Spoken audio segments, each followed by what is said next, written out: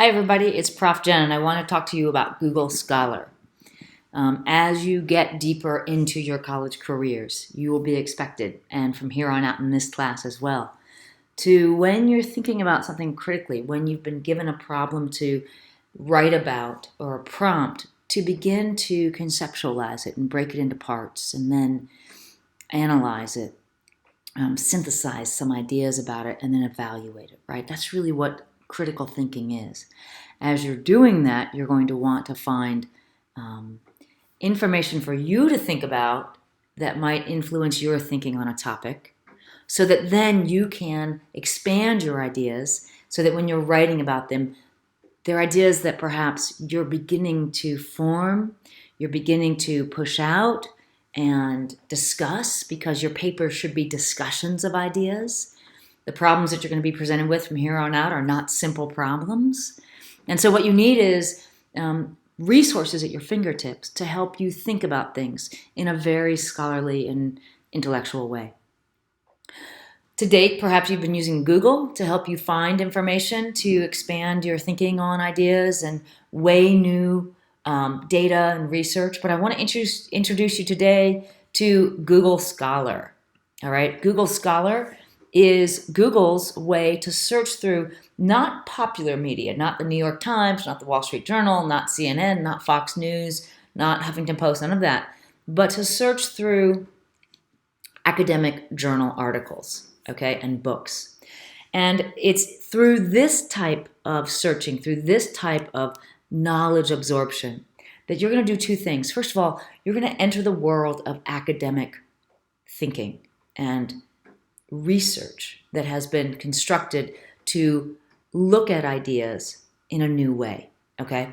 And by using academic journal articles instead of popular media, you will be basing your knowledge, your thinking, your evolution as a thinker about a certain topic on other people's research, peer-reviewed articles where their publishing is dependent upon them being validated, information that is not written to sell ads, but to share academic knowledge.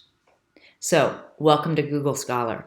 I would recommend you use this moving forward and get familiar with what academic journal articles look like, how they store their information, and how to find things that are relevant to you. So the way you get here is you go to scholar.google.com. That's it. And you get to this homepage.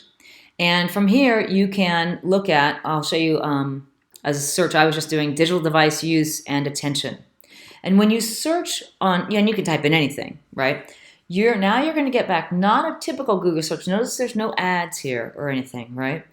Google is now searching through just academic knowledge, academic journal articles. And these journals are in every field, science and nursing and humanities and literature and education, everything, right? And what you're getting back are lists of journal articles that relate to your search terms, okay? I've got over 1 million here. You can sort them by how recent they are. Let's say you just wanted ones in the last 2 years, and now you can start to dig in, okay? It tells you the journal title, who the authors are, where it was published, right? What was the journal that it was published in and when? And then this is the beginning of the article's abstract, all right? An abstract is a summary of the article. And if you take a look at this, you'll actually get sent right into the journal. And some of these journals require you to have a subscription to them to actually read the article. The way that you can tell is, you see how it says right here, you can get a PDF of it. Here you can get the web page of it. You can get a PDF of it. So this tells you which ones are available to you. This one is not available to you. You need a subscription for it, okay? And when you get into there, you'll see that, and this is, for instance, this is the easiest way to get into it. You can just click on that and you come right to the journal article, all right? This one was published in the Child and Adolescent Psychiatry, so that journal. It tells you the title, it tells you the authors and something about them. Here's a summary of it, the abstract. And then you'll notice these don't look like blog posts or news articles. These are academic articles. They describe what they were looking for, and these are lengthy. Let me show you how I read them. They always detail the methods that they use and the results. They often have tables and data, which can be useful to you in a paper, right? And then they always have a discussion and conclusion. So what did the researchers get to after they did all their work? What did they get to? All right. And then at the very end, they'll show you the references that they use. There's a lot of tables in this one. These are the references. And this is like we do our citations. All academic journal articles are cited as well. So you're entering that world as an author. And now I invite you to enter it as a reader and as a thinker. The way that I read journal articles is I use Google Scholar to find them. Then I come in, I'll read the abstract. If it's something that relates to what I'm looking for, great, I'll keep investing time in it.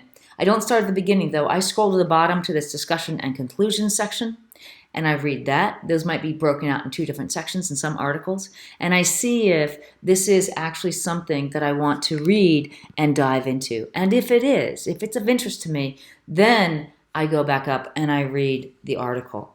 So you're always going to have time as your limiting element. So you need to get quick about how you're parsing out what you're reading, okay?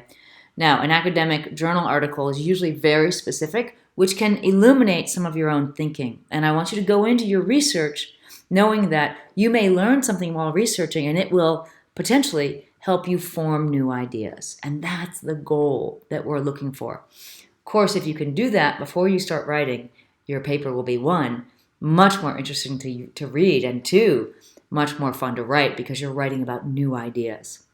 All right, regurgitating what we've been talking about in class is not what we're asking for in college. We're asking you to go further. Reading other people's work and having it affect your own writing is the way to do it. So that's Google Scholar. I want to turn you on to one more thing though before you go, and it's this. For those items that you don't have access, you can link a school that you're going to and harness the subscriptions that they have access to take advantage of their subscription so you don't have to pay for things and you get access to much more, many more resources, okay? You're going to come underneath this menu here, go to settings, and here in library links, you would type in the name of, let's say you're at a community college. You could do that, and all you're going to do is check mark it, right? If you're at a state college, you'd go for that. Here's another one. And you would check these off. Now, what that's going to do for you, then you click on save. So do whatever school you're at, right? And now look at this. You can see if you're at Montclair, for instance, this will give you other options for it, right? So you can see, you can get the full text here. And that can be useful to you because it's essentially leveraging your affiliation with the university through this search tool.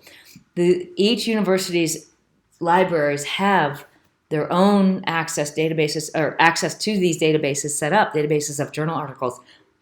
But this is a good way to start. All right, the other thing I want to turn you on to in Google Scholar are the related searches.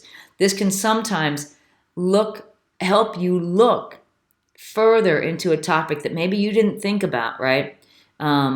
Where you might want to say, oh, yes, I want to look at that as well. Just by clicking on it, now you've done that search.